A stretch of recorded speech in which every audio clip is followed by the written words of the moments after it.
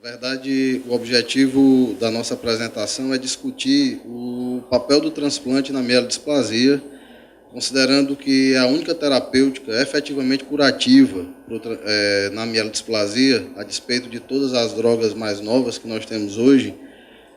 Nós entendemos, enquanto grupo, que é necessário refinar esse procedimento, não só o procedimento em si, mas de como nós preparamos esse paciente para ir para o transplante. Aqui são meus conflitos de interesse. E o primeiro tópico que a gente vai abordar seria a importância dos fatores prognósticos das mutações. Hoje se fala muito, quando se fala em mielodisplasia, se fala muito em mutação.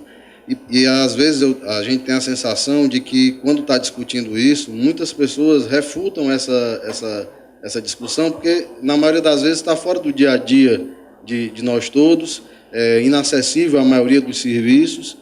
Porém, ao longo dos últimos anos, a gente vem se esforçando muito no sentido de investigar e principalmente buscar algum caminho para que possa orientar o melhor tratamento desses pacientes. A grande vedete dessa história toda seria o P53, tá? Como um fator prognóstico independente.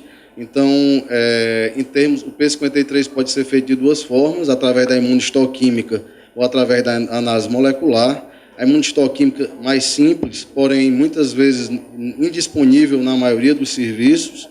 De todo modo, nosso grupo vem aqui no Ceará, vem já há alguns anos trabalhando, visando definir qual é o fator prognóstico do P53. Para a doença de alto risco, ele já está bem determinado, então não tem muito valor, a gente sabe que o doente é de mau prognóstico. Porém, aquele grupo de pacientes que é considerado de baixo risco, a expressão do P53, que percentual é esse?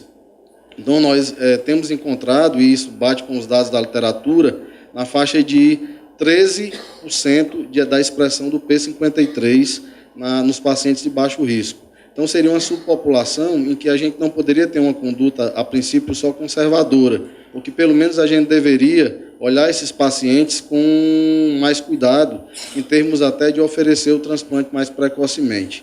Esse é um aspecto que é importante. Outro aspecto muito relevante é a questão da utilização de novas drogas para esses pacientes, principalmente os hipometilantes.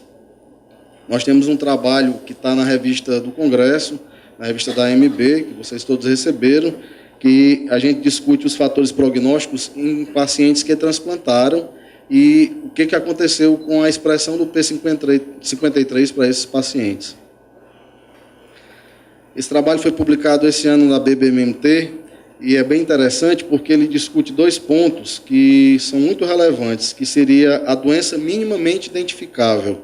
Então, que esse doente que vai para o transplante, quando você define se vai fazer um condicionamento de intensidade reduzida ou se vai fazer um condicionamento mieloablativo, dependendo das condições clínicas do doente, você deveria também olhar para dois aspectos. Primeiro, uma citometria multiparamétrica, em que a gente pudesse ter uma ideia em que grau essa doença está do ponto de vista imunológico, e o cariótipo, se esse indivíduo teve uma remissão citogenética. Parece que isso tem um impacto na resposta ao tipo de condicionamento que o paciente realiza. Então, se esse paciente ainda tem doença em atividade, uma doença minimamente invasiva, que você não consegue, o mielograma é normal, o número de blastos são normais, mas ele ainda tem essas alterações, isso tem a ver com a possibilidade da recaída desse paciente com condicionamento de intensidade reduzida. Aqui é o nosso registro, é um registro online, que já está na plataforma Brasil, aprovado pelo Conselho de Ética do nosso serviço e que já tem alguns centros participando. Então, conclamo, peço a todos vocês, todos são bem-vindos, tá, para que possam realmente cadastrar seus pacientes, é extremamente simples. Tá? O site é esse aqui, http://tmo.med.br. E aqui são os centros que estão participando: o Hospital Universitário Walter Cantídio, a Universidade Federal do Paraná, doutora Vaneuza, o Hospital das Clínicas de Porto Alegre, Alessandra Paes, o Hospital de Câncer Amaral de Carvalho, doutor Virgílio, o Hospital Israelita Albert Einstein, doutor Nelson Ramschlack, Real Português Beneficência em Pernambuco, doutor Rodolfo Calisto, Hospital de Clínicas do Uruguai, doutora Mariana Stevenazzi, Hospital Universitário Federal de Juiz de Fora, Abraão Halak, Natal Center, doutor Rodolfo, a Unidade de Transplante de Medula Óssea, Pietro Albuquerque, doutor Gustavo Betarello, e o Centro de Transplante de Salvador, Marcos Salvino, e o Grupo Cooperativo Brasileiro de Síndrome Displásica em Pediatria, a doutora Neizimélia, eles entraram enquanto grupo como um todo, que tem, o grupo da pediatria é bastante organizado. Então, nós juntamos esses dados e isso enriqueceu muito o nosso registro. Na verdade, nós temos os dados de abril de 1988, foi quando foi feito o primeiro transplante para mielodisplasia no Brasil, foi em Curitiba, do professor Pasquini, e até abril de 2016, e nós já cadastramos 120 pacientes nesse registro. Esse registro começou no final de junho, efetivamente, depois que passou sobre todas as avaliações de conselho de ética, etc. Na verdade, nós temos um predomínio do sexo masculino e predomínio da raça branca, que a gente acredita que tem um viés, que o maior número dos pacientes são da região sudeste. E aqui é um dado muito relevante com relação à faixa etária. O percentual de crianças ainda é pequeno, acredito que isso ainda vai crescer, de 0 a 10 anos, porém, o pico dos pacientes que transplantam é entre 41 a 50 anos e 51 a 60 anos. Na verdade, depois dos 60 anos, cai quase 50%. E se a gente raciocinar que mielodisplasia é uma doença de idoso, é uma doença de paciente acima de 60 anos, a gente, na verdade, não está conseguindo transplantar um grande número desses pacientes. Há quem diga que a gente consegue transplantar em torno de 5% dos pacientes. Então, é um dado que serve para a gente discutir e eu acredito que, quando a gente faz essa colocação, muitos de vocês se perguntam como transplantar paciente idoso, mas eu acho que é exatamente o refinamento desse processo que a gente precisa desenvolver e tentar entender essa biologia, junto com a geriatria, junto com os recursos que forem possíveis, mas visando a melhoria desse processo. Porque, realmente, iniciar uma terapêutica de tratamento, a gente sabe que aquele prognóstico daquele paciente, o paciente com alto risco, ou o paciente de intermediário 2, esse paciente vai evoluir, vai progredir.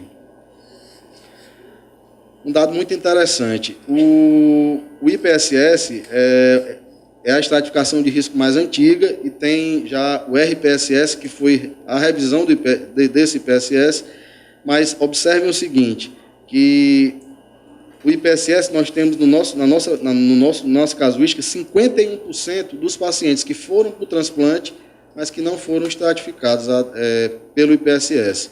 Quando a gente vai para o RPSS, esse número realmente regride, ele já cai para 24%, e a gente acredita que isso seja função de uma série de fatores. Primeiro, uma nossa casuística começou em 1988, onde ainda nem existia IPSS, isso é um viés. Outra questão se baseia realmente na falta de acessibilidade a exames tais como a citogenética, e que algumas vezes o doente não tem acesso. Então, são questões que a gente pretende levantar e tentar melhorar. A ideia do nosso grupo, enquanto grupo latino-americano, é que a gente possa, em cada país, abrir uma linha de discussão, porque, no fundo, nós estamos oferecendo um tratamento de alto custo, de alta tecnologia, com uma mortalidade muito alta. Então, a gente precisa, obrigatoriamente, refinar esse tratamento que nós estamos oferecendo, ou até para chegar à conclusão que nós não podemos oferecer. Mas isso precisa ser revisto e olhado de uma maneira transparente. Com relação ao tratamento prévio, 78% dos pacientes vão para o transplante sem tratamento algum, como simplesmente para o transplante. Tá? Hipometilante, somente 11% utilizam. Quelante de ferro oral, nós discutimos aqui na quarta-feira, somente 2% dos pacientes realizam a quelação prévia ao transplante. E a quimioterapia venosa, 3%, e a quimioterapia oral, também 11%. Com relação ao tratamento prévio, dentre as drogas, a quimioterapia convencional ainda é o esquema mais utilizado, e aqui eu queria deixar só uma mensagem de todos os questionamentos sobre a quimioterapia convencional para o paciente com mielodisplasia hoje, em termos de ponte para o transplante ou mesmo debulk para o transplante. No caso, a azacitidina em torno de 13%. Eritropoetina, 11%. e Aracê de baixa dose, praticamente, nós não temos mais utilização. Outro dado que eu achei alarmante, nós estudamos os pacientes que fizeram mais de 20 transfusões antes do transplante. 81% dos pacientes vão com mais de 20 transfusões para o transplante. E mais de 15 unidades de plaqueta. 72% dos pacientes vão com mais de 15 unidades. Especificamente ao grupo, um tratamento pós-transplante com hipometilante, um tema que o Marcos gosta muito, que vem pesquisando há bastante tempo, somente na sua ação imunomoduladora, um papel muito relevante, muito importante. Nós temos aqui 93% dos nossos pacientes não fizeram. Tá? Os que fizeram, a sua grande maioria fizeram decitabina, 7%, e nenhum paciente com azacitidina. Na verdade, o que é surpreendente é que, em termos de estratégia pós-transplante, nós temos nesse grupo 35 pacientes que utilizaram G-CSF com uma evidência de recaída, provavelmente por citopenia. Com relação ao tipo de condicionamento, nós temos um predomínio do condicionamento mieloablativo, 87%, e aqui, mais uma vez, a gente abre a discussão em termos de se, de fato, a gente não precisa rever esse processo e oferecer um condicionamento de intensidade reduzida para algum desses pacientes, que é o que a literatura mais ou menos orienta. Com relação à fonte de células, há um predomínio de medula, que também é algo questionável. A gente sabe que os dados do CIBMTR mostram em torno de 80% de uso de sangue periférico, ao contrário de medula. E, com relação ao tipo de doador, o aparentado também predomina em 77% dos pacientes. Com relação às complicações, a complicação mais frequente é a infecção, 76%, e uma mucosite em 58% dos pacientes. Em segundo lugar, a doença do enxerto contra o hospedeiro. Considerações finais. O TP53 é fator de mau prognóstico independente, principalmente quando associado a fibrose medular e cariótipo complexo. Há quem diga que, quando você tem essa situação, nem o transplante resolve. Então, é preciso estar atento a isso. A citometria de fluxo multiparamétrica e cariótipo são indicativos de doença minimamente identificável, podendo auxiliar na decisão do tipo de condicionamento. 46% desses pacientes estão entre 41 e 60 anos nos nossos dados, 13% somente após os 60 anos, 51% o IPSS não estava disponível, em 24% o RPSS não estava disponível e 78% não realizaram nenhum tratamento pré-transplante. 22% realizaram algum tratamento prévio ao transplante, sendo que 48% foi quimioterapia convencional.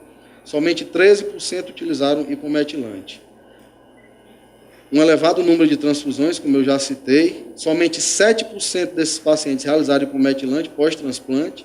O condicionamento foi mieloablativo em 87% destes. A fonte de células foi a medula óssea em 64%, e houve um predomínio de transplante aparentado em 77%. Dentre as complicações, as complicações infecciosas e mucosite, doenças de enxerto foram predominantes. Eu queria agradecer à United Medical por ter possibilitado que nós tivéssemos a base de dados dessa plataforma. Muito obrigado.